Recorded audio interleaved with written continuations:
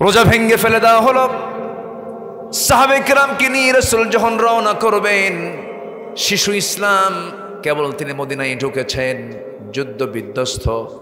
আমার নবীজি কেবল হিজরত করে আসছেন, কিচ্ছু না, আবার যুদ্ধের ডাক চলে আসছে। আমার নবীজির সৈন্য সংখ্যা খুব কম হলো, 313 জন কোথায়, ওইদিকে 1000 জন কোথায়। ঘোড়া নাই, তরবারি নাই, খেজুর গাছের ডাল ভেঙ্গে তাদেরকে লাঠি বানায় দিয়েছে। আমার নবীজি যুদ্ধে যখন রওনা করবেন, ছোট্ট দুইটা বাচ্চা, 11 বছর 10 বছরের ছোট্ট দুইটা বাচ্চা নবীর সামনে দাঁড় হয়ে বলে, হুজুর আমরা মদিনার আফরার ছেলে দুইজন বলছে আপনার কাছে আসলাম, কি বলবা বলো। হুজুর যুদ্ধের নাকি ডাক এসেছে, জিহাদের নাকি ডাক এসেছে, আমাদেরকে পারমিশন দিয়ে দেন। রাসূল বললেন, ও আমার দুইজন ছোট্ট সাহাবী, কেমন করে অনুমতি দেব, তোমাদের গায়ের তো কোনো শক্তি নাই, তরবারি ধরার মতো কোনো বল নাই, কেমন করে পারমিশন দেব? না না, দেওয়া যাবে না।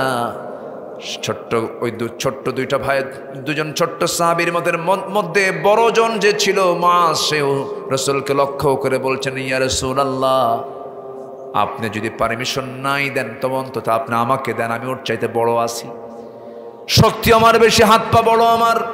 ছোট্ট জন রাসূলকে লক্ষ্য করে বলছেন, হুজুর আপনি যদি ওকে পারমিশন দেন আমাকেও দিতে হবে, কারণ ও শুধু লম্বায় শুধু বড় হয়েছে, কিন্তু আমার মায়ের বেশি। আল্লাহু আকবার বলবেন না? আমার নবীজি মুস্কি হাসি মেরে বললেন, দেখি তোরা দুইজন কুস্তি লাগ। দুজনকে কুস্তি লাগায় দিলেন। বড়জন ছোট জনকে নিচে ফেলে দিল। ছোট জন বড় ভাইয়ের কানের মধ্যে মুখ ঢুকায় বলছে, ভাই রে, তুমি কি আমার সঙ্গে এরকম করে আমাকে ছেড়ে তুমি একা যুদ্ধে যাবে? একসঙ্গে খাই, ঘুমাই, সব কিছু একসঙ্গে করি, খেলাধুলাও করি, ভাইরে তোমার গায়ের শক্তি একটু কমায় দাও, একটা বারের মতো তোমার বুকুর উপরে উঠে বুঝায় দিই আমি তোমার চাইতে কোনো অংশে কম নই। আমার নবীজি টের পেলেন, ছোট্ট দুইটা বাচ্চাকে বুকের মধ্যে তুললেন, আরশের মালিকের দিকে তাকায়া, আসমানের দিকে তাকায় আল্লাহ রাসূল বলছেন, আয় আল্লাহ তাআলা, এই ছোট্ট দুইটা বাচ্চার গায়ের শক্তি নাই, বয়সও নাই, কিন্তু ইমানের জোর আছে, আমি এই দুজনকে পারমিশন দিয়ে দিলাম। সেই যুদ্ধের ময়দানে 313 জন সাহাবী রওনা করলেন।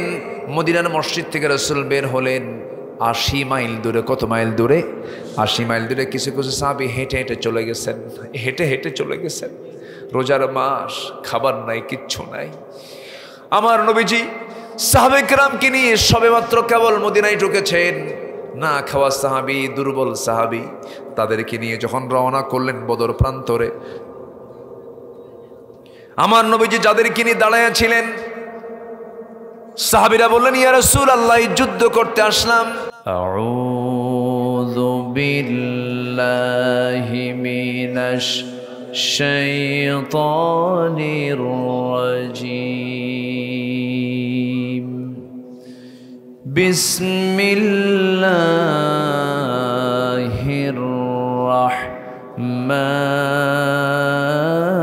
রাহমানির রাহিম।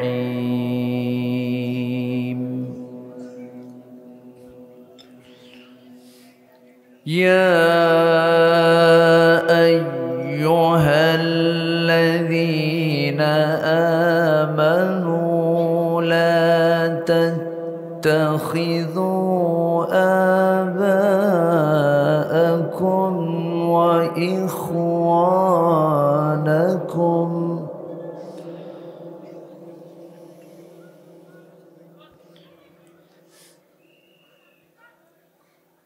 لا تتخذوا آباءكم وإخوانكم أولياء إن استحبوا الكفر على الإيمان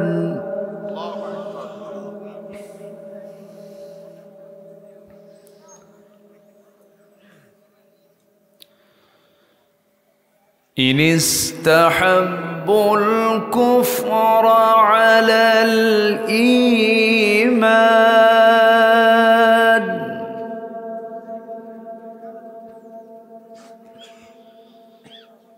ومن يتولهم منكم فأولئك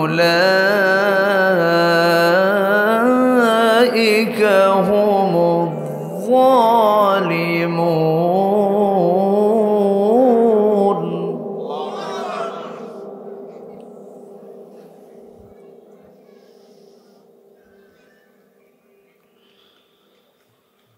قل إن كان آباؤكم وأبناؤكم وإخوانكم وأزواجكم وعشيرتكم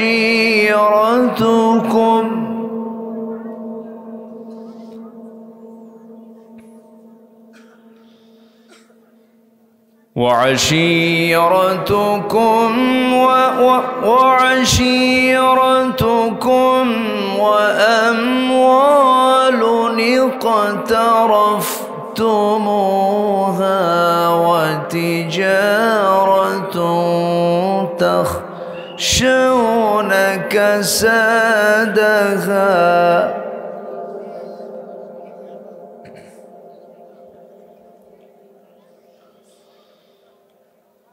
ومساكن ترضونها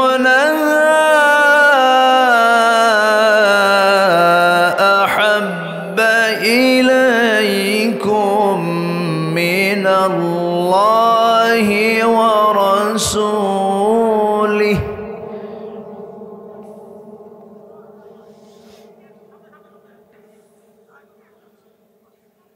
الله ورسوله وجهاد في سبيله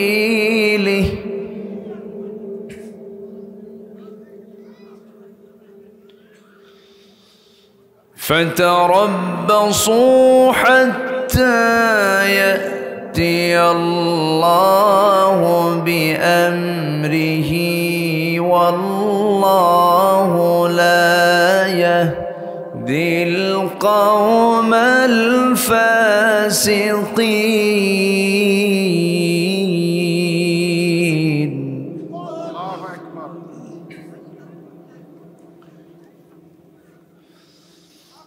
الله أكبر. بسم الله الرحمن الرحيم.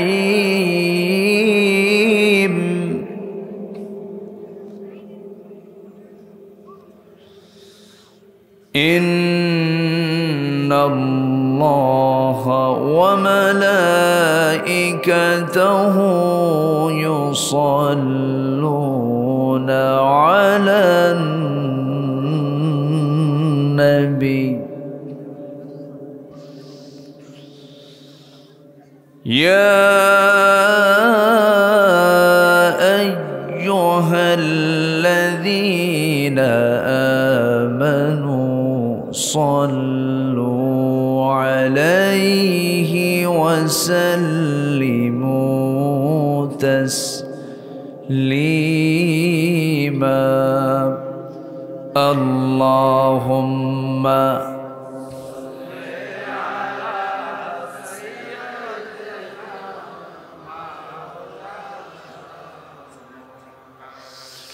وعلى آله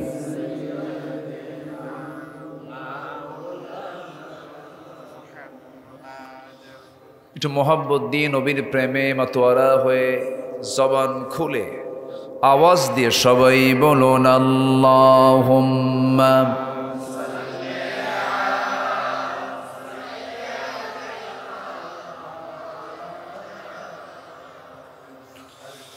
وعلى آله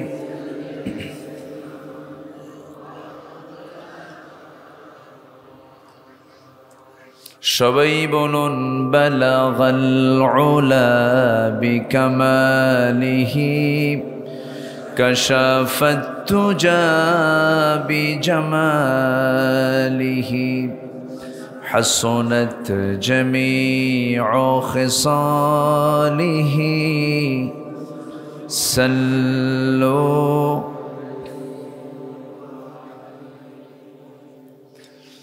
সিরাজুল মিল্লাত তুমহি ফখরে দো আলম দিলবারে মৌলা হো শরীফুল আম্বিয়া নসখাব কুল अदियान देगर हो बलगल उला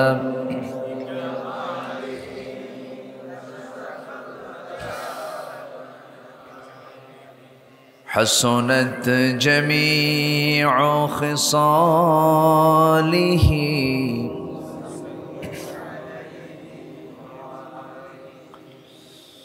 আমি কোরআনের সুর মাঝে শুনেছি যে নাম, আজানের সুর মাঝেও শুনেছি সে নাম। ও নাম শুনেছি আমি আমার হৃদয়, হে রাসূল নবীজি তোমায়, হে রাসূল নবীজি তোমায়। সবাই বলি সাল্লাল্লাহু আলাইহি ওয়াসাল্লাম। একটু একটু ওই আওয়াজটা আমার কানের জন্য আসছে। আর একটু হ্যাঁ জি।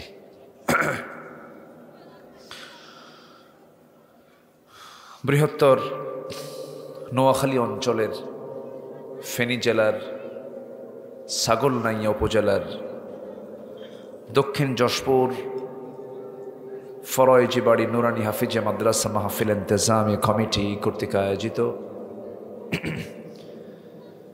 নবম বার্ষিকী ওয়াজ মাহফিল 2025 মহৎ আয়োজনের সম্মানিত সুযোগ্য সভাপতি,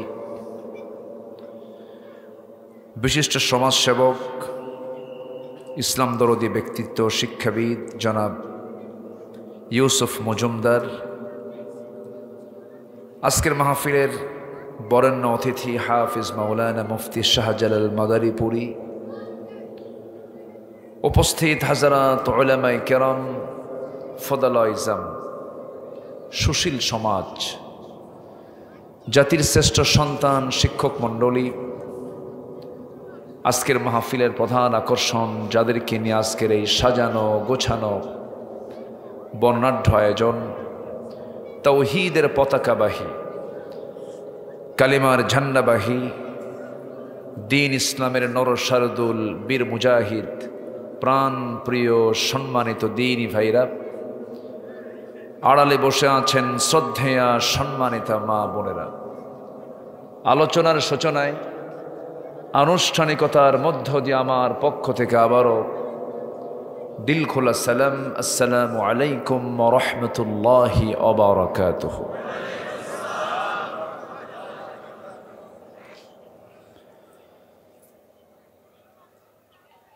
মহান রব্বে কারীমের শুকরিয়া।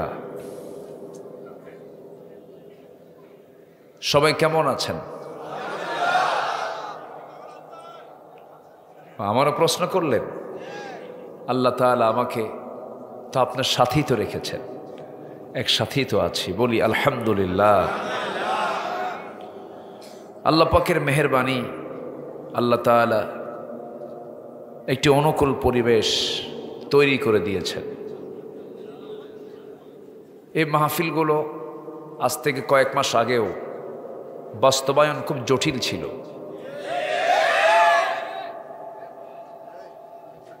মাহফিল কমিটি এতটাই বিব্রত অবস্থায় পড়তেন, মাহফিল হবে কি হবে না এটার জন্য থানায় যাওয়া লাগতো, থানায় পারমিশন নিতে হতো। থানা বলতো এসপি অফিসে যান, এসপি বলতো ডিসি অফিসে যান। কমিটির এই দৌড়াদৌড়ি করতে জুতার তলা ক্ষয় হতো, তাও মাহফিলের পারমিশন মিলত না।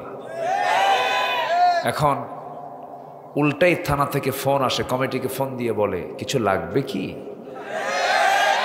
ঠিক আছে না?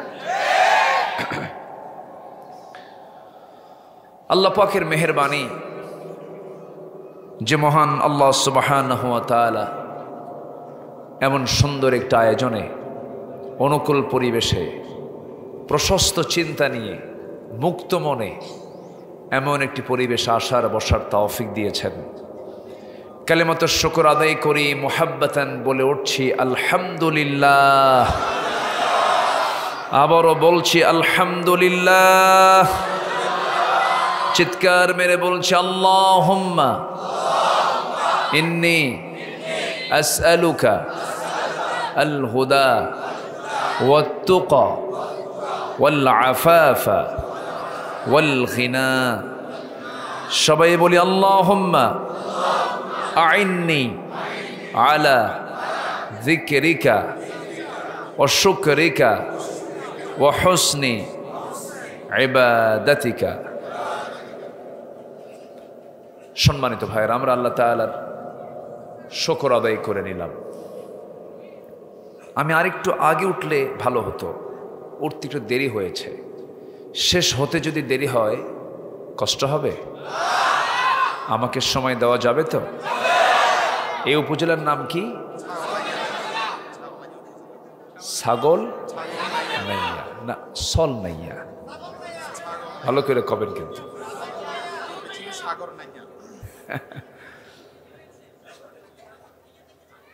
হ্যাঁ, তো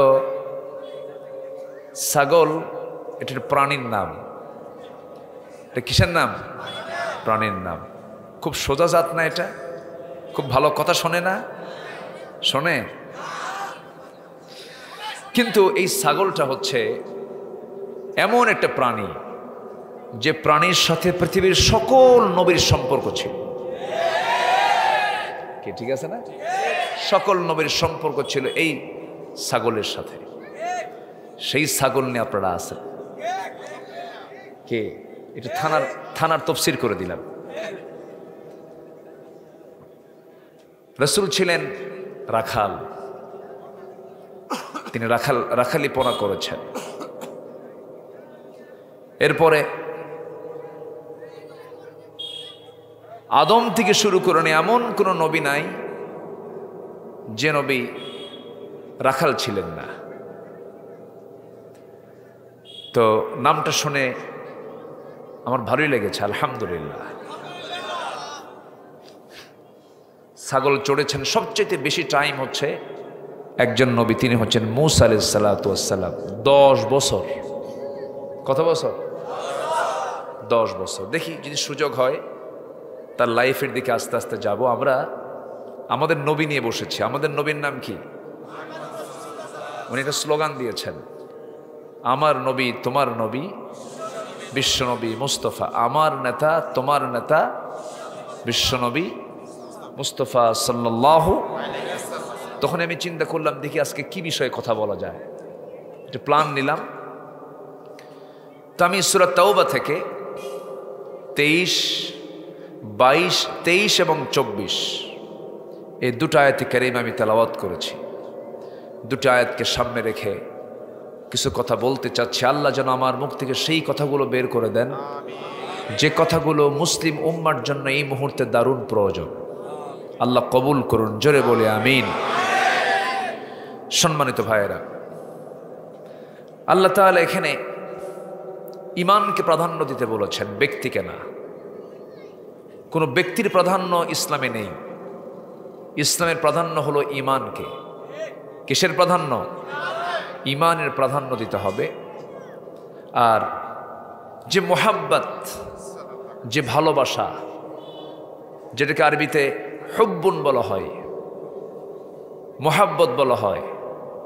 এখন তো ভালোবাসা দিবস আছে একটা, তাই না? ওগুলো না।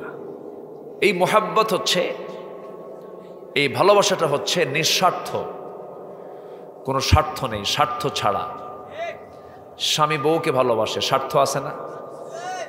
বলেন, বউ স্বামীকে ভালোবাসে। আপনি বাজার করবেন না 3 মাস, বাড়িতে ঢুকতে পারবেন কি? স্বার্থ আছে। কি স্বার্থ আছে না? আচ্ছা, কিন্তু আমি যে মোহাব্বতের কথা বলছি এটা হচ্ছে একমাত্র সন্তুষ্টি হচ্ছে কার জন্য? আসতে বলবেন না, কার জন্য? আল্লাহর জন্য। দ্বিতীয় আয়াত আল্লাহ রাব্বুল আলামিন জাগতিক জীবনে চলতে গিয়ে কিছু মায়া দয়া মোহাব্বত তৈরি হয় কিছু কিছু ব্যক্তির উপরে, কিছু কিছু জিনিসের উপরে। আল্লাহ বলছেন এই 8টা জিনিসের চাইতেও তোমাকে আমি আল্লাহ আমার রসুলকে বেশি মোহাব্বত করতে হবে এবং জিহাদকে ভালোবাসতে হবে সাথে সাথে। কার বক্তব্য এগুলো? আসতে বলবেন না, কার বক্তব্য? আমি সংক্ষিপ্ত সার বললাম, এখন আসুন আমরা ধীরে ধীরে ব্যাখ্যার দিকে যাব। সম্মানিত ভাইয়েরা, আমরা যে কিতাব নিয়ে বসেছি এই কিতাব যে আল্লাহর কিতাব, সন্দেহ লাগে? সন্দেহ আছে? চুল পরিমাণ কোনো সন্দেহ নাই। এই কিতাব এত তথ্য দেয়, এত আগাম তথ্য দিয়েছে, কেমনে? এটা কেমনে মানুষের পক্ষে সম্ভব? আমরা যে জমিনে বসে আছি, এই জমিন এবং ওই যে আকাশ, নীলাকাশ দেখা যায়, ওই নীলাকাশ এবং এই জমিন, এই দুটার মাঝে যে মহাশূন্য আমরা দেখছি, এই মহাশূন্য কিন্তু ছিল না, এটা ফাঁকা ছিল না, এটা এক জায়গায় ছিল। কি বলেন তো, কি ছিল? লাগানো ছিল। এই জমিন এবং আসমানটা ছিল কি? লাগানো, একদম জয়েন্ট ছিল, লাগানো ছিল। তো এখানে একটা প্রচন্ড ধাক্কা হয়েছে, প্রচন্ড ধাক্কার মধ্য দিয়ে এই মহাশূন্যের সৃষ্টি হয়েছে। এটা আধুনিক বিজ্ঞান এটাকে বলছে হলো big bang theory. Big bang theory এটা আধুনিক যারা দুনিয়ার সায়েন্স নিয়ে যারা গবেষণা করেন তারা এটা বুঝতে পেরেছেন। বিগ ব্যাং থিওরি আলোচিত একটা থিওরি। এই তথ্যটা আল্লাহ রাব্বুল আলামিন আজ থেকে, যে যুগে আধুনিক কোনো যন্ত্রপাতি ছিল না, কিছুই ছিল না, কোনো ল্যাবরেটরি ছিল না, সেই যুগে এই কোরআন ১৫০০ বছর আগে এই তথ্য আগেই বলে দিয়েছে। জোরে বলি সুবহানাল্লাহ। আল্লাহ রাব্বুল আলামিন বলেন, আওয়ালাম ইয়ারাল্লাযীনা কাফারু আন্নাস সামাওয়াতি ওয়াল আরদা কানাতা রাতকান ফাফাতাকনাহুমা وجعلنا من الماء كل شيء حي। জোরে বলুন আল্লাহু আকবার। কাফেররা কি খেয়াল করে না? কাফেররা কি লক্ষ্য করে না? আমি আল্লাহ রাব্বুল আলামিন এই আকাশ এবং জমিনকে দুটাকে এক জায়গায় রেখেছিলাম, প্রচন্ড ধাক্কার মধ্যে দিয়ে বিশাল মহাশূন্য আমি আল্লাহ রাব্বুল আলামিন সৃষ্টি করেছি এবং প্রত্যেকটা মৃত্যুকে পানির মধ্য দিয়ে জিন্দা করেছি। আল্লাহ রাব্বুল আলামিন এই তথ্য ১৫০০ বছর আগে দিয়েছেন। এখন বলুন তো, বিজ্ঞান কি প্রমাণ করেছে না বিজ্ঞান ধার নিয়েছে? কি নিয়েছে? ধার নিয়েছে। আমার বন্ধুগণ, গত ২ বছর আগে কাতার থেকে আমি বিমানে চড়ে আসতেছিলাম, দোহা থেকে ঢাকায় নামবো, কাতার দোহা থেকে ঢাকায় নামবো, বিমানে চড়লাম। অনেক দেখেছি আগে, কিন্তু সেদিন হঠাৎ করে মনে হলো মেঘগুলোর উপরে আমার বিমান ভাসতেছিল, বিশাল মেঘের স্তর। এই মেঘের স্তরগুলো দেখে মনে হলো, আল্লাহ এই মেঘগুলো তুমি যে সৃষ্টি করে রেখে দিয়েছ, এর কোনো ওজন আছে নাকি? জানা ছিল না। চিন্তা করলাম, দেখি কোরআন কি বলে, একটু চিন্তা করলাম, সার্চ দিয়ে দিয়ে খুঁজে খুঁজে বের করে দেখে আল্লাহ রাব্বুল আলামিন মেঘের যে ওজন আছে, বিজ্ঞান বলছে মেঘের ওজন আছে, কোরআনও বলছে ১৫০০ বছর আগে মেঘের ওজন আছে। আল্লাহ রাব্বুল আলামিন সূরা রাদের মধ্যে বলছেন, হুয়াল্লাযী ইউরীকুমুল বারকা খাওফান ওয়া তামআন ওয়া ইউনশিস সাহাবাস সিকাল। তিনি সেই মহান রব যিনি আসমানে মেঘগুলোকে রেখেছেন, ভারী মেঘগুলোকে রেখে দিয়েছেন ঝুলন্ত করে। তিনি আমার কে? কিউমুলাস নামক কিছু মেঘ আছে যার ওজন হলো 200 টন। আবার কিউমুলিনাম্বাস নামে কিছু তার কি বলে মেঘ আছে যেগুলোর ওজন হলো প্রায় 10 লক্ষ টন পর্যন্ত। এই মেঘমালাগুলোকে ঝুলায় রেখেছেন তিনি আমার কে? আসতে বলেন, যদি ঝুলায় না রেখে যদি ফেলে দিতেন বলেন তাহলে কি হতো? কেউ থাকতাম? ফেনীর কোনো বিল্ডিং একটাও থাকতো? সব কি হয়ে যেত? শেষ হয়ে যেত। এই বিশাল ওজনের এই মেঘগুলোকে আল্লাহ পাক ঝুলায় রেখেছেন বান্দার ক্ষতির জন্য না উপকারের জন্য? মেঘ থেকে কি আসে বলেন? কি আসে? বৃষ্টি আসে। এই বৃষ্টি শতাব্দীর পর শতাব্দী মানুষ স্টাডি করেছে কেমনে বৃষ্টি হয়, এই মেঘ কেমনে হয়, স্টাডি করেছে। 19 এবং 20 শতকের সময় এসে মেটেরোলজিক্যাল সায়েন্স, আবহাওয়া বিজ্ঞান, তারা গবেষণা করে বের করেছে, এই তথ্যগুলো বের করেছে। মানুষের এই রহস্যের শেষ ছিল না, কিন্তু 19 এবং 20 শতকের শেষে এসে গবেষণা করে বের করেছে। কি গবেষণা করে বের করেছে? বৃষ্টির জন্য প্রথমে বায়ুর প্রবাহ সৃষ্টি হয়। কিসের প্রবাহ? বায়ুর প্রবাহ। এরপরে সেখানে মেঘের স্তূপীকরণ, এরপর সেই ঘনীভবন থেকেই বৃষ্টির মূল রহস্য উন্মোচিত হয়। এটা বিজ্ঞান, মেটেরোলজিক্যাল সায়েন্স, আবহাওয়া বিজ্ঞান এটাকে গবেষণা করে বের করেছে। বিস্ময়কর ব্যাপার হলো এই তথ্যটাই সেম আল্লাহ পাক বলে দিয়েছেন আরো 1500 বছর আগে। জোরে বলে সুবহানাল্লাহ।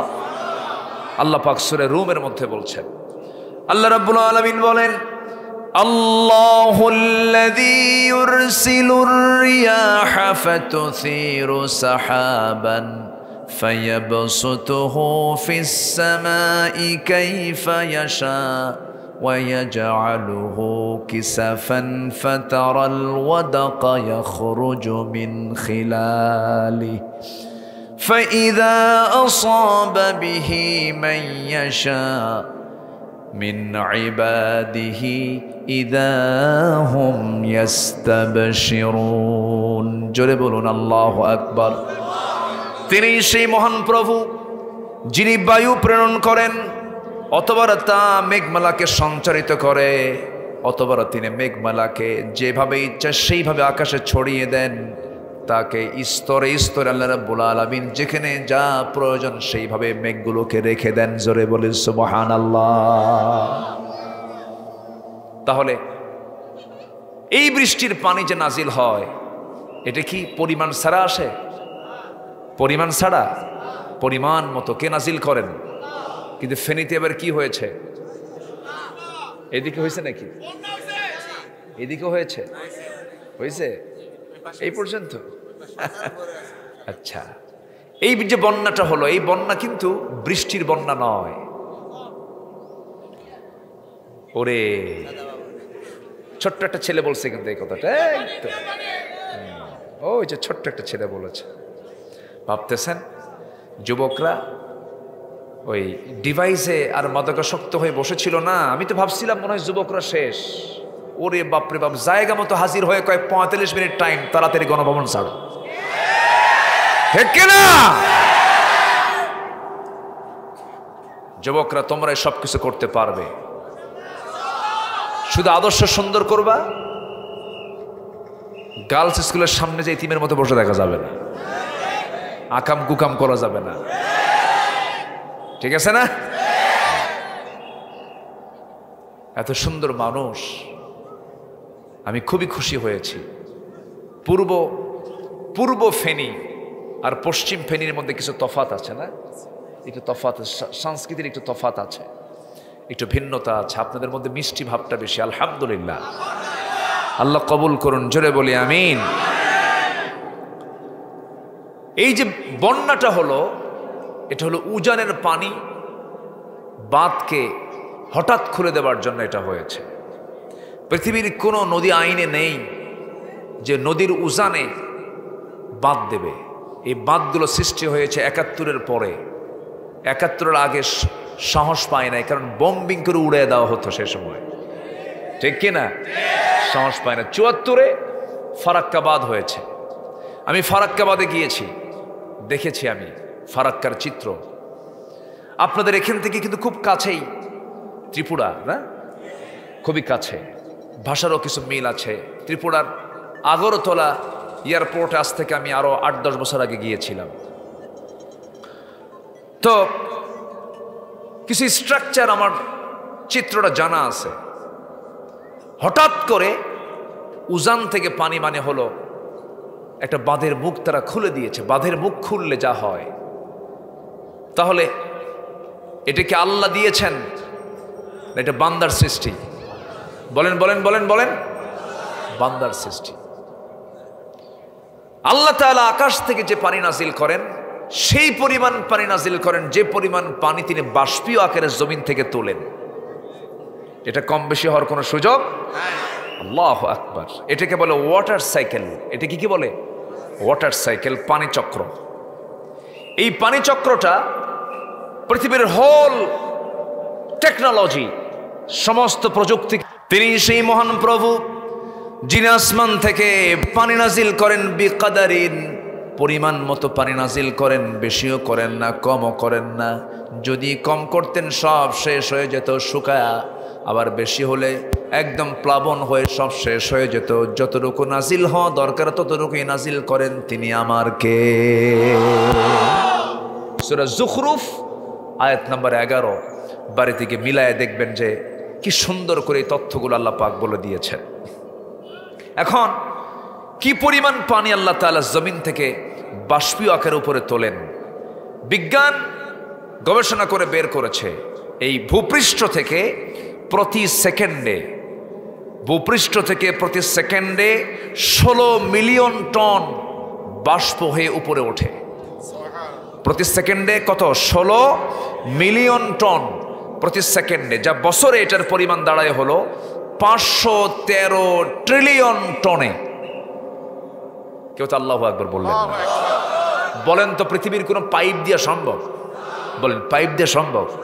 যদি পাইপ যদি বঙ্গোপসাগরে লাগায় দিয়া সেই পাইপ যদি নিয়ে যেত পঞ্চগড়ে, বলেন তো ওই পাইপ দিয়ে যেখানে পানি পড়তো ওটা কি মানে সমতল থাকতো না? ওটা আরেক দরিয়া হতো। আল্লাহ পাক কি সুন্দর করে পানি চক্র করে এগুলো পাঠায় দিচ্ছেন। সুবহানাল্লাহ বলবেন না? তাহলে কোরআন যা বলছে, আজকের বিজ্ঞান তা বলছে। তাহলে বিজ্ঞান যা বলছে কোরআন তা বলছে তা না, কোরআন যা বলছে বিজ্ঞান তাই বলতেছে। বিজ্ঞান যদি কোনো কথা বলে, যদি কোরআনের সঙ্গে না মেলে, তাহলে ভাবতে হবে বিজ্ঞান ভুল করছে, কোরআন ভুল করে না। আল্লাহু আকবার। কত তথ্য নিবেন? এরকম হাজারো তথ্য, 250 থেকে 300 আয়াত আছে শুধু সায়েন্সের উপরে। আল্লাহু আকবার, জোরে বলি আল্লাহু আকবার। অনেক কথা আছে। আমাকে সময় দিচ্ছেন তো নাকি? কারো কোনো সমস্যা নাই? আল্লাহ পাক এই কোরআনে অনেক উদাহরণ দিয়েছেন, মেসাল দিয়েছেন। যেরকম একটা মেসাল দিয়েছেন মশার মেসাল। কিসের মেসাল? মশার উদাহরণ দিয়েছেন। আছে না একটা আয়াত আছে না, মশার মেসাল তিনি দিয়েছেন। তিনি মশাকে নিয়ে কথা বলেছেন। এখন কাফের মুশরিকরা কয় তোমার আল্লাহর কাম নাই কাজ নেই, কোরআনের মধ্যে মশার কথা বলছে। মশা কোনো প্রাণী হলো নাকি? বলছে না? এরকম বলছে, বলছে সূরা বাকারা।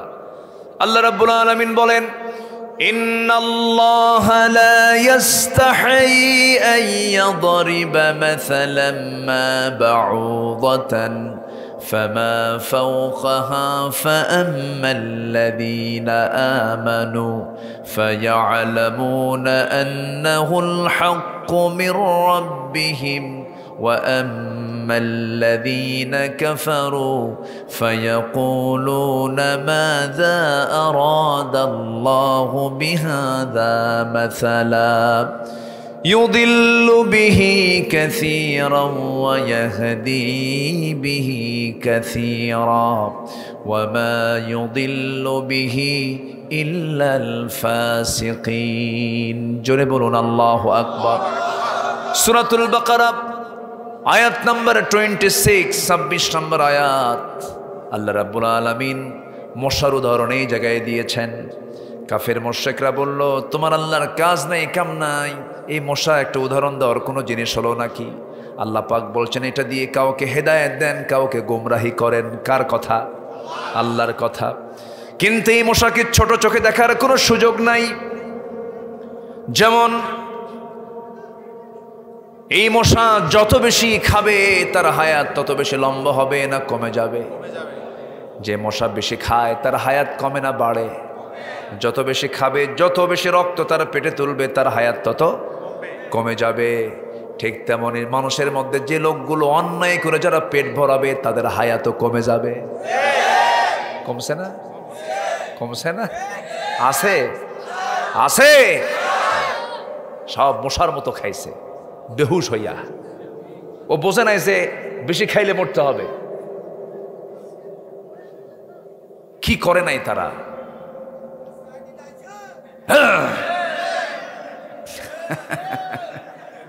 শুধু আমি ওয়াজ করি, সাথে জনগণও দেখে ওয়াজ করি। সম্মানিত ভাইয়েরা, 11 লক্ষ কোটি টাকা দেশ থেকে পাচার করেছে ওরা। 11 লক্ষ কোটি টাকা। পুকুর চোর না সাগর চোর? বলেন, পুকুর চুরি না সাগর চুরি? সাগর চুরি। কম করে নাই, অনেক কিছু করেছে ওরা। কিন্তু ফলাফল কি হলো? ফলাফল তো জিরো হয়ে গেল। সালমান এফ রহমান লজ্জায় মাথা নিচু হয়ে যায়। তার চেহারার দিকে তাকালে মনে হয় জিব্রাইল নাজিল হয়েছে।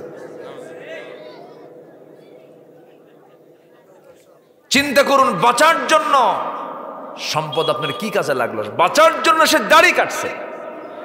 হ্যাঁ, রাসূলের সুন্নাহ এটা কি নবীর মোহাব্বত? ওর কি নবীর মোহাব্বত হয়েছে? দাড়ি কাটছে। দাড়ি কেটে লুঙ্গি, পায়জামা খুলে লুঙ্গি পরছে, পাঞ্জাবি খুইলা গেঞ্জি পরছে, মাথার সাদা চুল কালো বানাইছে, দাড়িটা কাইটা একদম মুড়িওয়ালা বা তরকারিওয়ালা হয়েছে। কথা বোঝেন নাই? চললো নৌকায়, নৌকার ভেড়ে না। আইনমন্ত্রীকে দেখে কোস্টগার্ড বলছে, স্যার চিনছে আপনারা, চলেন থানায় যাই। আইনমন্ত্রী কয়, আমি কি এখানে একা আসছি? আমি যে জামাতের সাথে আসছি। কিসের সাথে? হ্যাঁ। কে তোমার সাথে আসছে? কই যে দেখা যায়? ওই যে বলতেছে, ওটা তো দেখা যায় না, মাথার চুল কালো। লোকটা কে? মুখে দাড়িও নাই, ভালো করে দেখো, ওটাই দরবেশ।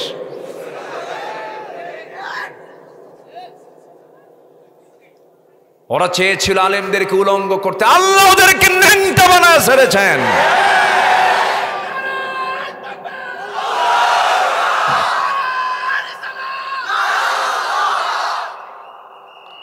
সম্মানিত বন্ধুগণ, সম্মানিত ভাইয়েরা, আলেমদের সম্মান রক্ষার দায়িত্ব কার? আসতে বলবেন না কার?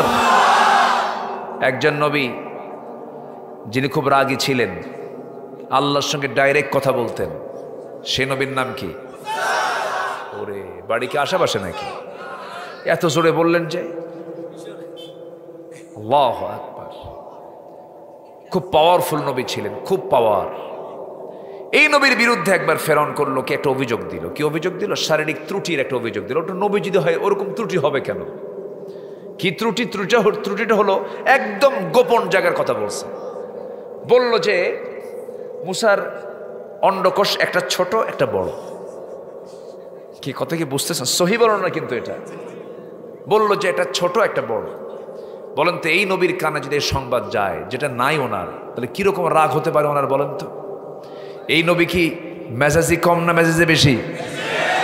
খুব রাগ ছিল তার। তিনি যখন খেপে যেতেন চুলগুলো খাড়া হয়ে টুপি ভেদ করে চলে যেত, এত রাগ ছিল তার। এই রাগগুলো সব লেগেছে হলো ফেরাউনের বিরুদ্ধে। রাগের দরকার আছে না নাই? আছে। আল্লাহর পয়গম্বর মুসা ইসলাম যখন শুনলেন যে তার বিরুদ্ধে এই অভিযোগটা দিয়েছে, শারীরিক ত্রুটির অভিযোগ দিয়েছে, উনি বললেন, আল্লাহ শোনো, আমি তোমার নবী, তো আমার তো মান সম্মান আছে। এই যে একটা অপবাদ সে দিল, আমার তো আল্লাহ সব ঠিকই আছে, তুমি তো ঠিকই করছো, তো এটা তো আমার দুর্নাম হয়ে যাচ্ছে। পৃথিবীতে যত পয়গম্বর এসেছেন সমস্ত পয়গম্বর হচ্ছেন সবচেয়ে সুন্দর মানুষ, শক্তিশালী মানুষ। আল্লাহ পাক আমার নবীকে 100 জন জান্নাতি পুরুষের সমান শক্তি দিয়েছিলেন। তো বললেন আল্লাহ শোনো, ফেরাউন আমার বিরুদ্ধে যে প্রপাগান্ডা চালাচ্ছে এটার একটা ফয়সালা তুমি করো। আল্লাহ বলেন তুমি চিন্তা করো না, ফয়সালা করে দিচ্ছি। এই পয়গম্বর খুব ডাইরেক্ট কথা বলতেন, মানে কথার মধ্যে একটা রসকস কম ছিল। আল্লাহ একদিন বলেন, আল্লাহ মুসা ইযহাব ইলা ফিরআউনা ইন্নাহু তাগা, তুমি একটু ফেরাউনের কাছে গিয়ে কালিমার দাওয়াত দাও। কাল্লা, আমি তো যাব কিন্তু আমার জিহ্বা তো পারে না। কেন? কই একটা হয়ে যায় আরেকটা, তো করতে কাম সারা, জিহ্বা খাটো, তুমি যদি ঠিক করে দাও তখন যাব। আল্লাহ বললেন ঠিক আছে, ঠিক করে দিলাম। রব্বিশরাহ লি সাদরি ওয়া ইয়াসসির লি আমরি, ঠিক হলো। এবার আল্লাহ বলছেন শোনো, দাওয়াত দিতে নিয়ে যেন কোনো ভুল না হয়, একটু সুন্দর করে নরম সুরে কালিমার দাওয়াত দিবা। উনি বলছেন আল্লাহ এই কাজ তো আমি পারবো না, আমার কথা ডাইরেক্ট, আমি ওরকম করে পারি না। তবে আমার ভাই, বড় ভাই হারুন, ও খুব মিষ্টভাষী, ও খুব সুন্দর করে কথা বলতে পারে। আল্লাহ বলছেন তোমার ভাইয়ের যখন তুমি প্রশংসা তোমার মুখ দিয়ে করেছো, এই মুহূর্তে তোমার ভাইকেও আমি আল্লাহ নবুয়ত দিয়ে দিলাম। তিনি এমন নবী ছিলেন যার শ্বশুরও নবী ছিলেন, তার ভাইও নবী ছিলেন, তার ভাগিনাও একজন নবী ছিলেন। আল্লাহু আকবার বলেন। তাহলে মোট নবী কয়জন? শ্বশুর নবী, নিজে নবী, ভাই নবী, ভাগিনা নবী। আল্লাহু আকবার। নবী পরিবার দিছেন, কালিমার দাওয়াত রওনা দিলেন। আল্লাহ বলেছেন নরম সুরে কালিমার দাওয়াত দিবে। তিনি যে ডাকতেছেন ফেরাউন, ফেরাউন বের হয়েছে, বের হয়ে বলে এই মুসা কি কও, কাল্লা মানে পাঠায় দিছে, তুই তাড়াতাড়ি কালিমা পড়ে মুসলমান হও। কে তুমি আসছো, তোমার সাথে এটা কে? কেটা আমার ভাই হারুন, সে আল্লাহর নবী। ফেরাউন কয় তোমার আল্লাহর কাজ নাই কাম নাই, একই করে 2 নবী পাঠাইছে না? বলেন তো এই কথা শুনলে কি নবীর রাগ উঠবে না? হাতে লাঠি বের করেছেন, প্রচন্ড রাগী ছিলেন তিনি, প্রচন্ড রাগ ছিল তার মধ্যে। সেই নবী গোসল করতে গেছেন একদিন, তো উনি একটা পানির মধ্যে নামবেন। ওই সময়ের শরিয়া, ওই সময়ের সিস্টেম অনুযায়ী উনি করলেন কি, পায়জামাটা খুললেন, খুলে রেখে নামলেন পানিতে। গোসল করতে নিয়েছেন, গোসল করলেন, গোসল করে ওঠার পরেই ওই রেখে দেওয়া পায়জামাটা আবার পড়বেন তিনি। কিন্তু পায়জামার উপরে, পায়জামার নিচে পাথর ছিল, সেই পাথরকে আল্লাহ পাক জিন্দা বানায় দিলেন। বললেন পাথর তুই মুসার লুঙ্গি নিয়ে দৌড় মার। সুবহানাল্লাহ বলবেন না? মুসার লুঙ্গি নিয়ে কি কর? দৌড় মার। মারছে দৌড়। সেই দৌড় না সেই দৌড়। মুসা আলাইহিস সালাতু ওয়াস সালাম হাতে ছিল তার লাঠি, তিনি যে উলঙ্গ আছেন এটা তার সেন্সেই ছিল না, আল্লাহ পাক তার জেহেন থেকে সরায়া দিয়েছেন।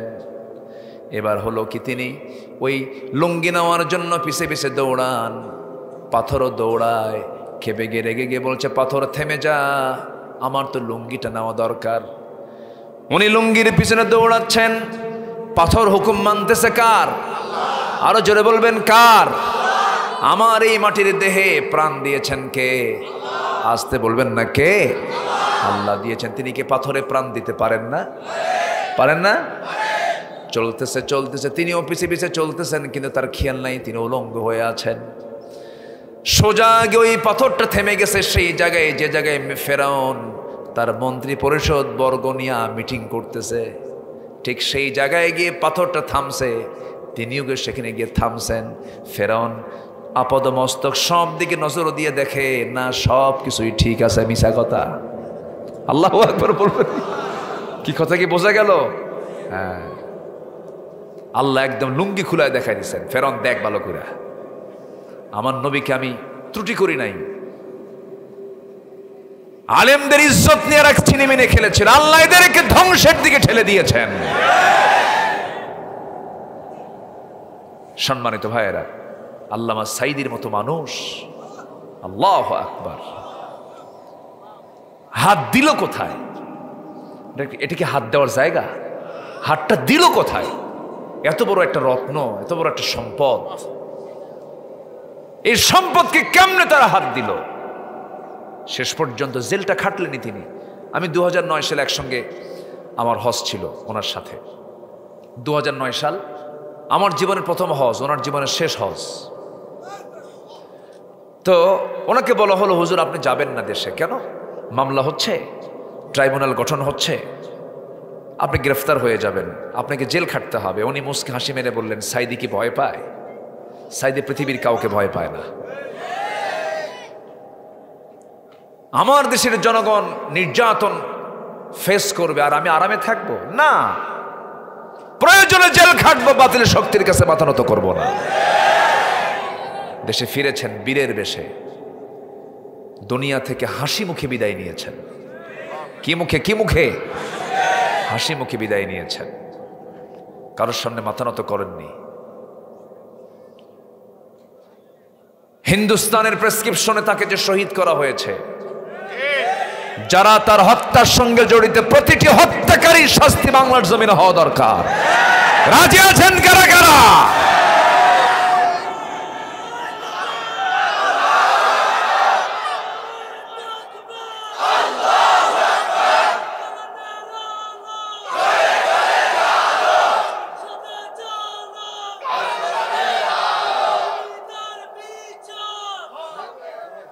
আল্লাহ কবুল করুন। জোরে বলে আমিন, আরো জোরে আমিন।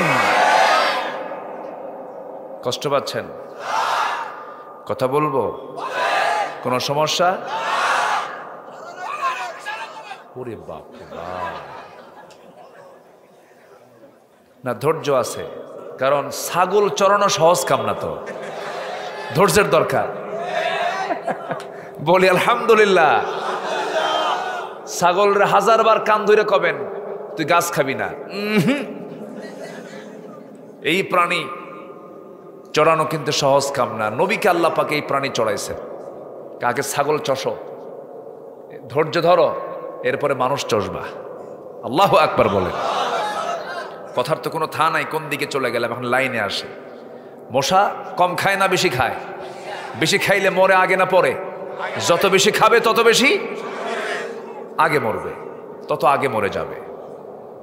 1 নাম্বার 2, আল্লাহ পাক যেখানে মশার কথা বলেছেন, এখানে মশার আরবি দিয়েছেন হলো বাউদাতান। বাউদাতান আল্লাহ পাক এখানে যেই বাউদাতান বোঝাচ্ছেন, এটা হচ্ছে স্ত্রীলিঙ্গ, স্ত্রী মশাকে বুঝিয়েছেন। গোলতা, বাউদাতান, এটা স্ত্রী মশাকে বোঝানো হয়েছে। মশা কামড়ায় কিন্তু পুরুষ না, স্ত্রী মশাই কামড়ায়। কি মশা কামড়ায়? স্ত্রী মশা কামড়ায়। এবং এরা এত এদের নাকের পাওয়ার এত বেশি, আপনি ঘরের মধ্যে শুয়ে আছেন, দেখবেন একটা মশাও নাই, শুধু শুয়ে পড়ছেন আপনি। লাইটটা বন্ধ করা মাত্র কানের কাছে এসে কি শুরু করে? হ্যাঁ, সারে গামা পাধানিসা শুরু করে না? জি, বসেন। এত সুন্দর মানুষ আপনারা, বলি আলহামদুলিল্লাহ। জি, তাহলে আমি দেখলাম একটা মশাও নাই, কিন্তু এই মশাগুলো আসলো কেমন? আপনারা টের পাইলো? লাইটও তো নাই।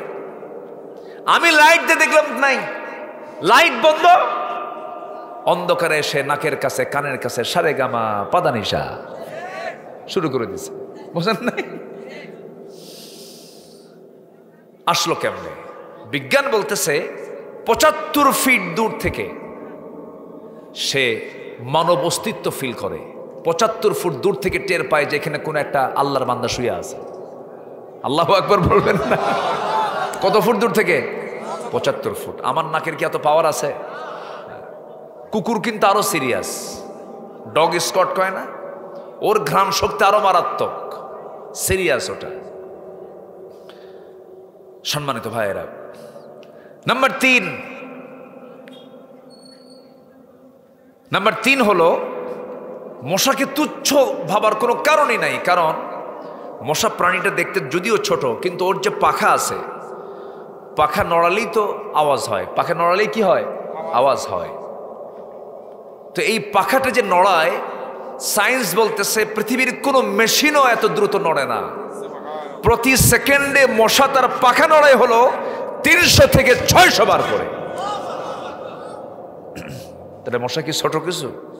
বলেন ছোট কিছু? নাম্বার 4, মশাকে নিয়ে হাসাহাসি করার কিচ্ছু নাই। নমরুদ মরছে কার কামড় খায়া?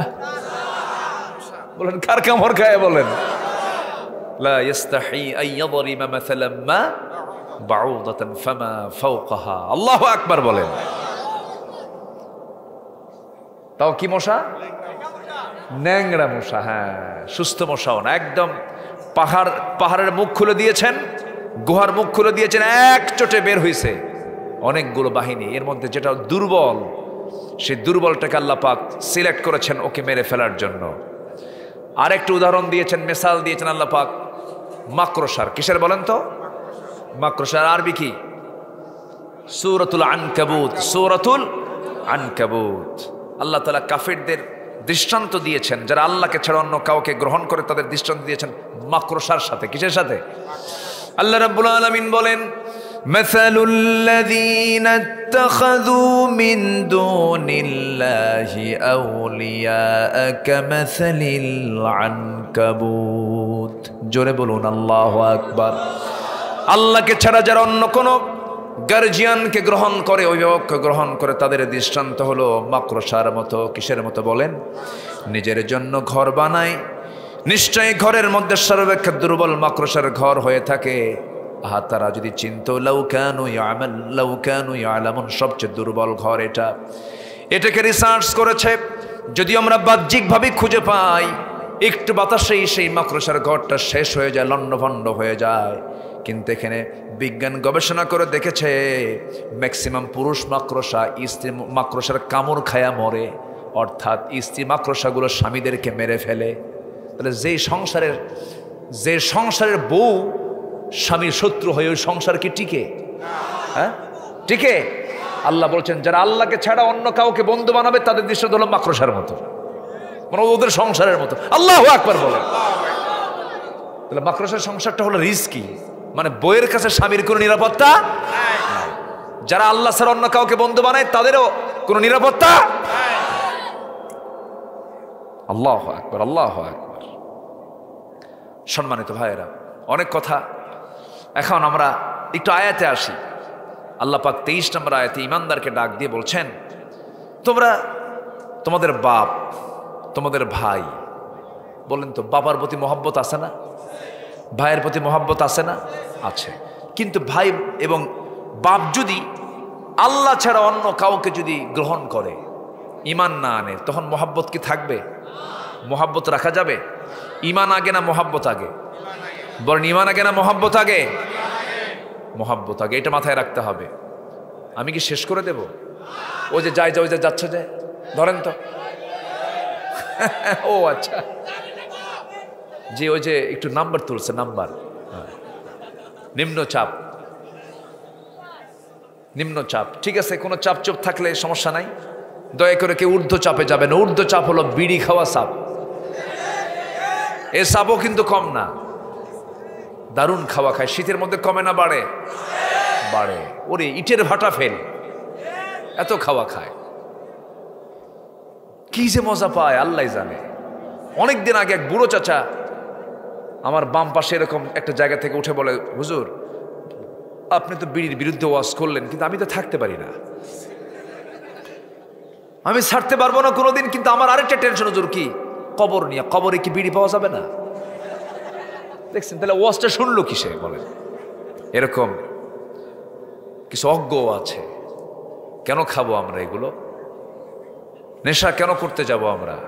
আবার মাহফিল এসে প্রশ্ন করে, হুজুর বিড়ি খাওয়া কি জায়েজ আছে? উনি জায়েজের চেষ্টায় আছেন, যেটা জায়েজ করা যায় কেমনি। আল্লাহ সকল নেশা থেকে জাতিকে হেফাজত করুন, জোরে বলে আমিন। নেশা থেকে আল্লাহ পাক বাঁচান। আমার বন্ধুগণ একটু কান লাগাবেন, সকল কিছুর উপরই ঈমানকে প্রাধান্য দিতে হবে। বাপ বলেছে ঈমান ছাড়ো, শুনবো না। ভাই বলেছে ঈমানটাকে ছেড়ে দাও, শুনবো না। কারণ সবার কিছুর আগে আমার হলো ঈমান। আমি আল্লাহকে বেশি ভালোবাসবো। কিন্তু যারা ওমাইয়াতাওয়াল্লাহুম মিনকুম, যারা ঈমানকে বাদ দিয়ে যারা ওই সমস্ত ভাই এবং বাপদেরকে যারা গার্জিয়ান বানাবে, মুরব্বী বানাবে, আল্লাহ পাক বলছেন এই সমস্ত বান্দাগুলোই হলো জালিম। একই পরিবারে এক বাবার 4 ছেলে, 4 ভাই, 4 জন 4 দল করে, 4 দল করে। যখন যে সরকার ক্ষমতায় আসে বলে ভাই তোমার দল তো এখন আসছে ক্ষমতায়, এখন আমাদের চালাও তুমি 5 বছর। আসে না নাই, আসে না নাই, আসে না নাই? এটা কি ইমানের লক্ষণ না জালিমের লক্ষণ? ইমানের লক্ষণ না মুনাফিকের লক্ষণ? মুনাফিকের লক্ষণ। সম্পর্ক হবে কার জন্য? আবার সম্পর্ক ভাঙবে কার জন্য? কাউকে দেওয়া হবে কার জন্য? কাউকে দেওয়া হবে না কার জন্য? আল্লাহর জন্য। ফাকাদ ইস্তাকমালাল ঈমান।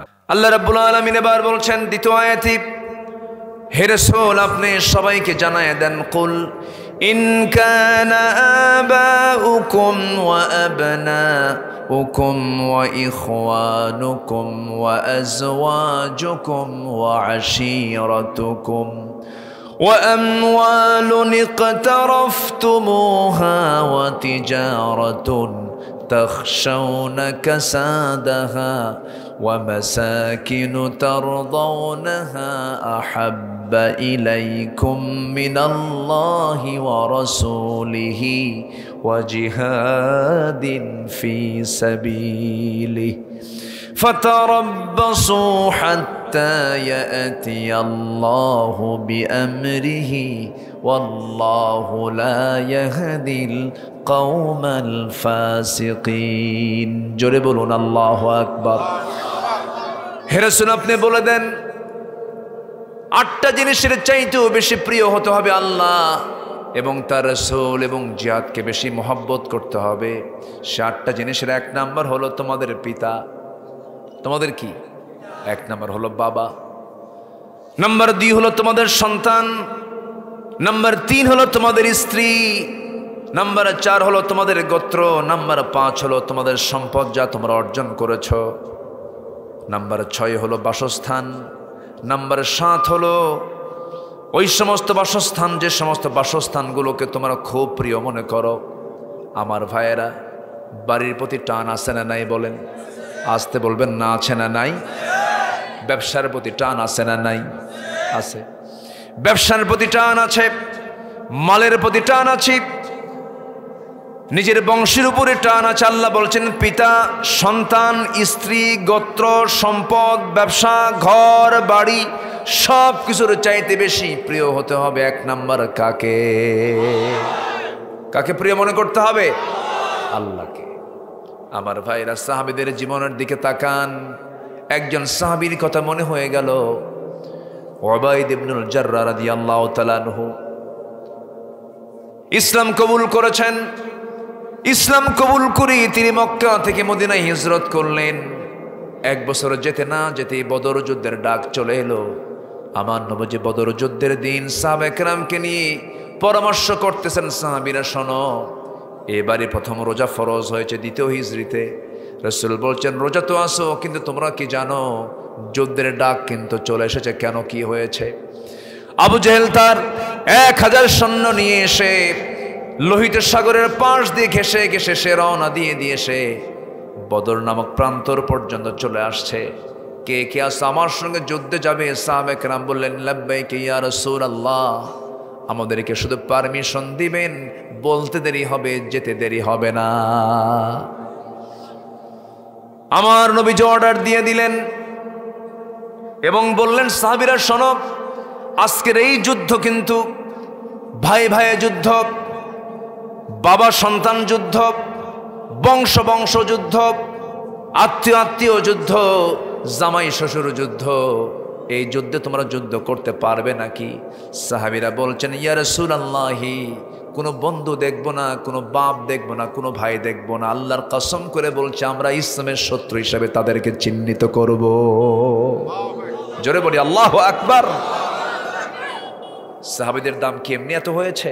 আল্লাহু আকবার। আল্লাহ রাব্বুল আলামিন কি সম্মান তাদেরকে দান করেছেন।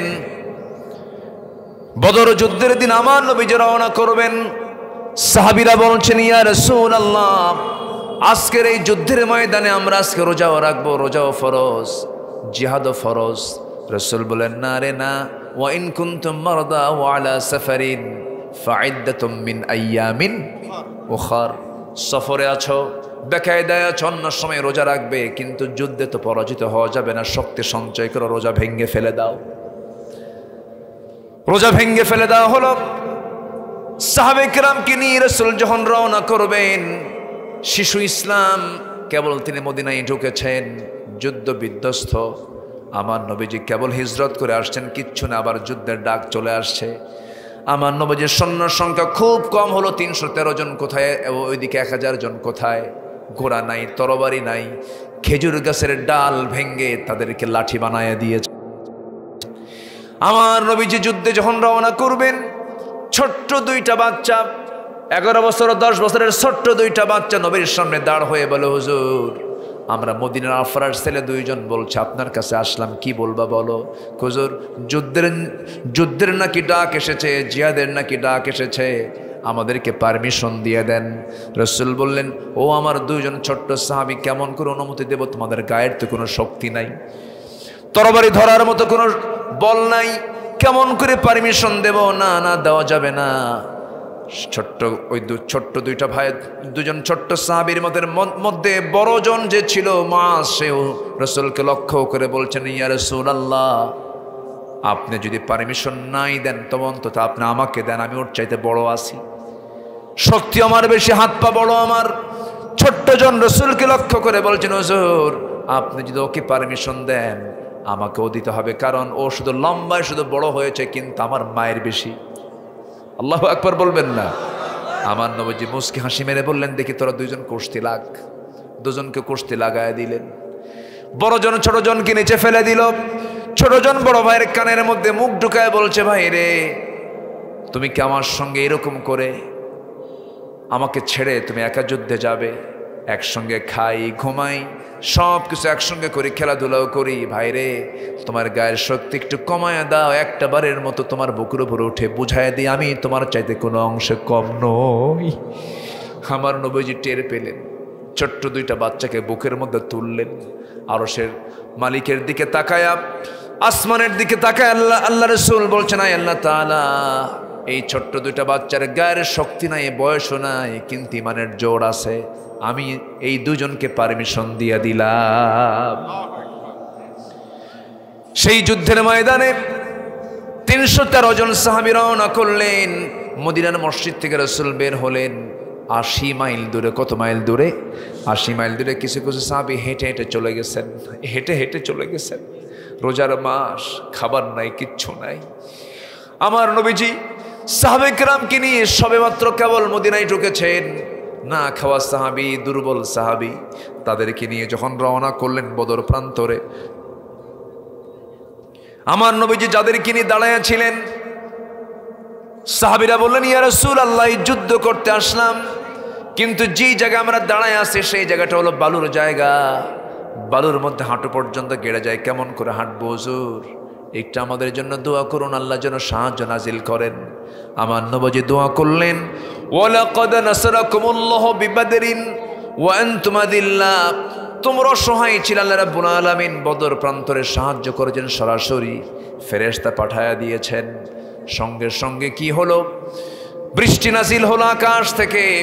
বৃষ্টি নাজিল যখন হলো বালুর উপরে, তখন বালুর উপরে যখন পানি পড়ে, বালুটা কি হয়? নরম হয় না শক্ত হয়? শক্ত হয়ে যায়, কদমটা মজবুত হয়ে গেল। কাফের মুশরিকরা যে প্রান্তে দাঁড়ানো ছিল সেই জায়গাটা ছিল এঁঠেল মাটির জায়গা, পিছলা জায়গা। বৃষ্টি যখন হলো কি হবে বলেন তো? পিছলা হয়ে গেল। আল্লাহর সাহায্য নাজিল শুরু হয়ে গেল, যুদ্ধ শুরু হয়ে গেছে। আমার নবীজি লক্ষ্য করে দেখছেন সাহাবীরা যুদ্ধেও সরাসরি তারা অংশগ্রহণ করেছে। সেই যুদ্ধের ময়দানে একজন দুজন না 14 জন সাহাবী শাহাদত বরণ করেছেন। কতজন বলেন? 14 জন সাহাবী শাহাদত বরণ করেছেন। কাফেরদের ভিতরে 70 জন মারা গেছে, আবার 70 জন বন্দী হয়েছে। সেই বন্দীদের ভিতরে আমার নবীজির অনেক আত্মীয় ছিলেন। আমার নবীজির সবচেয়ে বড় মেয়ের জামাই আবু সালমা ছিলেন, আবুল আস ছিলেন। আবুল আস আমার নবীর বড় মেয়ের জামাই। আমার নবীর আপন চাচা আব্বাস রাদিয়াল্লাহু আনহু, তিনিও তখন কাফের ছিলেন, তিনিও ছিলেন আবু জেলের নেতৃত্ব অবলম্বন করে যুদ্ধ করতে আসছিল।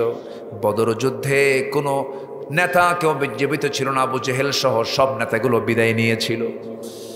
আমার নবীজি বদর যুদ্ধের ময়দানে লক্ষ্য করলেন 14 জন সাহাবী দুনিয়া থেকে বিদায় নিয়েছেন।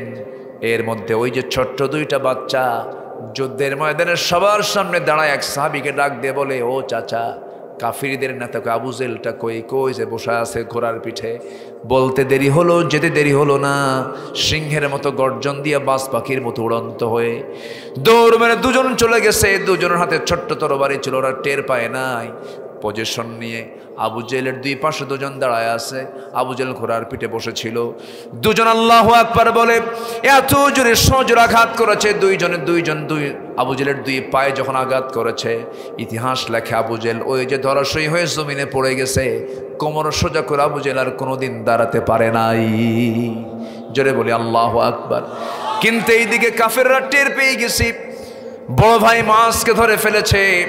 পিছন দিক থেকে একজন এসে তার ডান হাতে আঘাত করেছে। এক আঘাতে তার ডান হাতটা চামড়ার সঙ্গে ঝুলতে লাগলো। তরবারি ঝনঝন করে পড়ে গেল। লাফ মেরে গিয়ে আবার বাম হাতে তরবারি তুলে নিয়েছেন, যুদ্ধ চালাচ্ছেন, কিন্তু ডান হাতটা চামড়ার সঙ্গে ঝুলতেছিল। বারবার বাম হাতে সে ধাক্কা খায়। যুদ্ধে ডিস্টার্ব হয় মনে করে এক পর্যায়ে ডান হাতটা বাম পায়ের নিচে রেখে এত জোরে টান মারলেন, হাতটা ছিটকে পড়ে গেল। বাম হাতে যুদ্ধ চালালেন, বাম হাতও কেটে ফেলে দিল কাফেররা। ঝনঝন করে তরবারি পড়ে গেছে। মুআজ আর যুদ্ধ করবেন কি দিয়ে? হাতই তো নাই। একজন কাফের এসে গর্দান বরাবর আঘাত করলো, মস্তকটা ছিটকে পড়ে গেল। গোটা দুনিয়াবাসী ছোট্ট ওই বাচ্চা গোটা দুনিয়াবাসীকে বুঝায় দিল আল্লাহর জমিনে দিন কায়েমের জন্য এমন করে অনায়াসে জীবন দিতে হয়। যেরকম সুবহানাল্লাহ।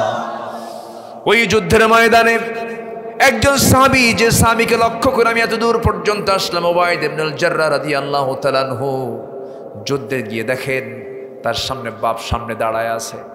বাপটাকে দেখে একটা বছর দেখা হয় না, বাপকে দেখেন না, ওবায়দা করলেন কি? তরবারি গুটায় আনেন না, আমি আব্বাকে মারতে পারবো না।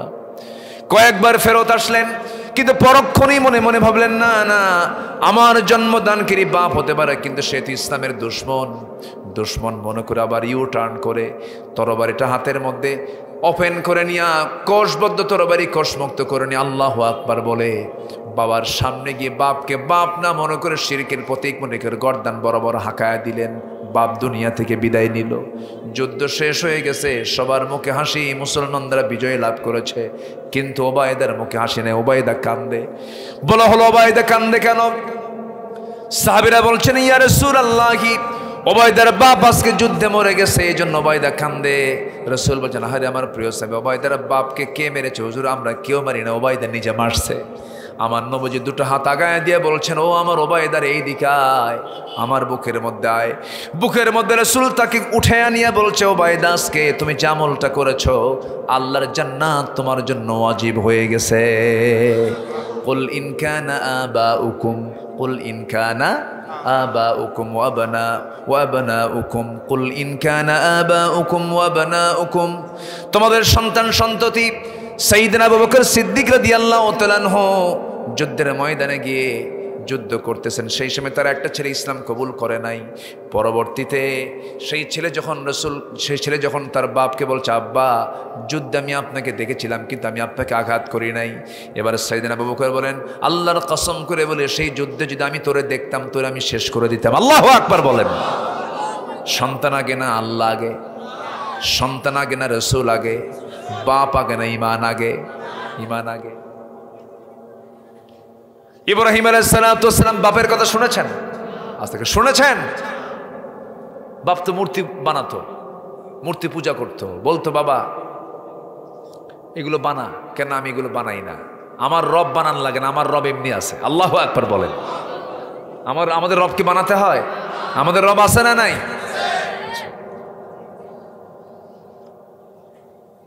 ইব্রাহিম আলাইহিস সালাতু ওয়াস সালাম তিনি শিরক উৎখাত করেছেন।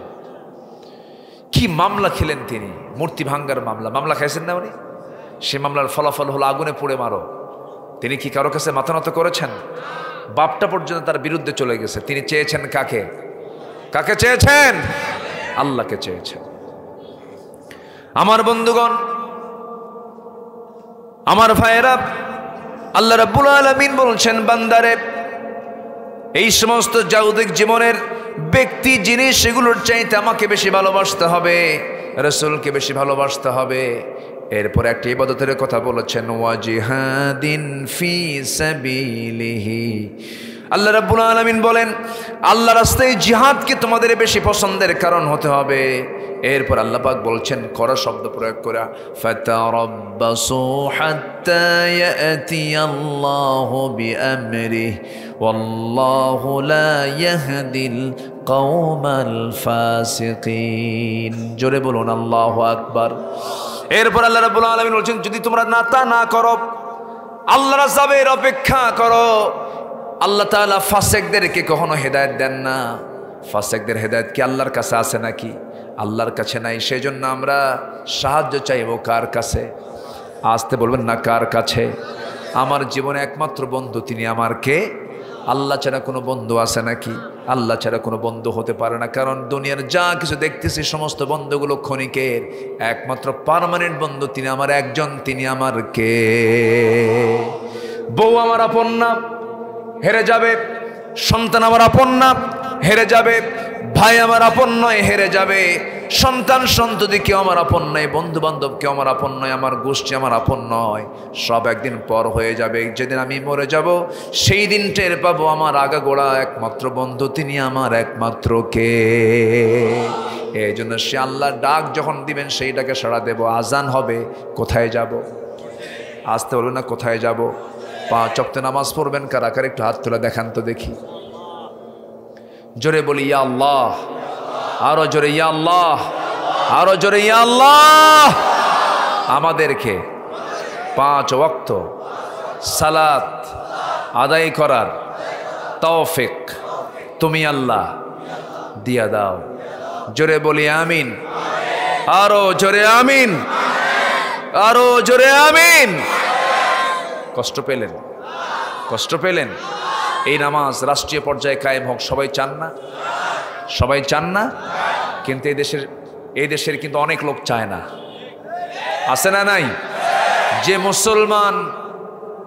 মুসলমান ইসলাম চায় না, যে মুসলমান রাষ্ট্রে নামাজ কায়েম হোক চায় না, ওকে নতুন করে ঈমান আনতে হবে। নতুন করে ঈমান আনতে হবে। সম্মানিত ভাইয়েরা, আমাদেরকে কত গালি দিয়েছে। 16 বছর খালি বলছে রাজাকার। কি বলছে? রাজাকার। কেন? আমরা ইসলাম চাই, আমরা কোরআন চাই, এটাই হচ্ছে আমাদের দোষ। কিন্তু আল্লাহর কি ফয়সালা, সে রাজাকার শব্দটিকে আল্লাহ পাক ব্র্যান্ড বানায় দিলেন। আমি কে, তুমি কে, একদম গোটা দেশ হয়ে গেল। সম্মানিত ভাইয়েরা, অহংকার করা যাবে না। শুধু বলেছে রাজাকারের নাতিপুতিরা চাকরি পাবে, শুধু এতটুকুন বলেছে। এটা কি বিনয়ের কথা না অহংকারের কথা? বিনয়ের অহংকার। রাজাকারের নাতিপুতির কি আল্লাহর বান্দা না? আল্লাহর বান্দা কি না? যদি কেউ ভুল করে তার দোষ কি তার সন্তানকে দেওয়া যাবে? দেওয়া যাবে? ধরেন দোষ করছে, তার দোষ কি সন্তানের হবে, নাতির হবে? এই সমস্ত কথা হলো অহংকারের কথা। অহংকার আসবে যখন, পতন হবে তখন। তাই তো হয়েছে। ওরা ভেবেছিল যে কে আছে, কিন্তু সবার উপরে কে আছেন? আসতে বলবেন না, কে আছেন? আল্লাহ যখন ধরেন উপায় নাই। ফেরাউনকে ধরেছেন কে? ফেরাউনকে কে ধরছেন? ফেরাউন তার ক্ষমতাকে পাকাপোক্ত করার জন্য নিজের বউকে পর্যন্ত হত্যা করেছে। চিন্তা করা যায়? নিজের বউ। বলেন তো, চেয়ারম্যান বড় না চেয়ারম্যানের বউ বড়? হ্যাঁ, কিচ্ছু কয় না। বউ বড়? ওরে বাপরে বাপ, এটা বিশাল ব্যাপার।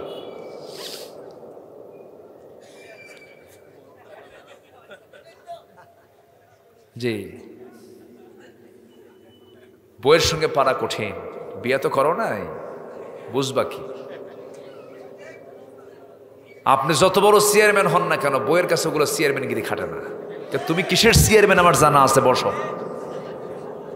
কি ঠিক আছে না? এক কথায় তুমি কত বড় হুজুর সব বুঝি আমি, বসো তুমি। কি কথা কি বুঝতেছেন? এই হলো আসিয়া। কত বড় পোস্ট ছিল তার জাগতিক জীবনে, একটা রাষ্ট্রপতির বউ, কিন্তু একটা রাষ্ট্রপতির বউ, রাষ্ট্রীয় মর্যাদা সব ছিল তার। শুধু ইসলাম কবুল করেছেন, দিন গ্রহণ করেছেন। ফেরাউন বলল, আসিয়া কি যেন শুনলাম। কে শুনবেন কেন? আপনি দেখেন, আশহাদু আল্লা ইলাহা, বলা মাত্রই ফেরাউন বলল, আসিয়া তুমি কি জানো এটা আমার জন্য কত বড় একটা ধাক্কা? কি ধাক্কা? কি হয়েছে আপনার? কি তুমি তো আমার শত্রুর হাতে বায়াত নিলা, এটা আমি মানবো না, তোমাকে ছাড়তেই হবে এগুলো। আসিয়া বললেন, আমার প্রতি অত্যাচার যত বাড়াবেন আমার ঈমান তত মজবুত হবে, আমার ঈমান তত মজবুত হয়ে যাবে। ফেরাউন শেষ পর্যন্ত মন্ত্রী পরিষদ বৈঠক করলো, হামানদেরকে, ফিরআউনা ওয়া হামানা ওয়া জুনুদাহুমা, সবাইকে নিয়ে ডাক দিয়ে বসলো, কি করা যায়? আসিয়া তো এই জাতীয় আচরণ করতেছে, সে তো ইসলাম কবুল করে ফেলেছে। হামান বলল, বুকের শত্রু বড় শত্রু, ওকে শেষ করে দেন। এসে বলল, আসিয়া এখনো সময় আছে, তুমি ছেড়ে দাও। তিনি বললেন, আমি আমার নাকের মধ্যে জান্নাতের ঘ্রাণ পাচ্ছি। জোরে বলে সুবহানাল্লাহ। কি স্বামী আগে না আল্লাহ আগে? বলেন, বউ আগে না আল্লাহ আগে? আছে না, আছে না? এরপরে এই যে ওয়া আবনাউকুম ওয়া ইখওয়ানুকুম ওয়া আজওয়াজুকুম ওয়া আশীরাতুকুম, আল্লাহু আকবার। শেষ পর্যন্ত আসিয়া আলাইহিস সালাম মৃত্যুর মুখোমুখি হয়ে গেলেন। জল্লাদ করাত নিয়ে সামনে দাঁড়ায় গেছে, ভয়ঙ্কর করাত নিয়ে সামনে দাঁড়ায় গেছে, দুটুকরা করে তাকে শেষ করে দেওয়া হবে।